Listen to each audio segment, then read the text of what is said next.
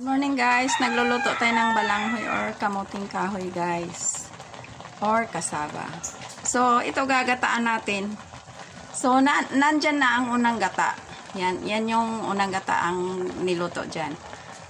90% cooked na siya. So ilagay natin ang pinakaunang gata. Kasi yan ang pangalawa. Kumbaga pangalawang piga yan. Ito yung unang piga. Ito yung tinatawag na kakang gata. So ilagay ko na guys.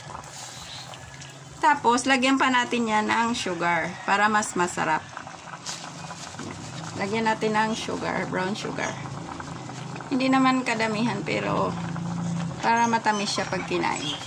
Kasi parang snack natin to siya. Masarap na gawing snack ang kasaba. So, dagdagan ko pa yan siya ng gata guys. Yan, dagdagan ko pa. Yan.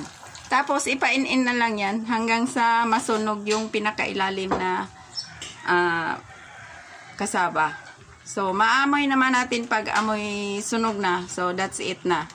Hainin na. Ilagay na sa table. So, takpan ko na siya guys. Thank you so much for watching.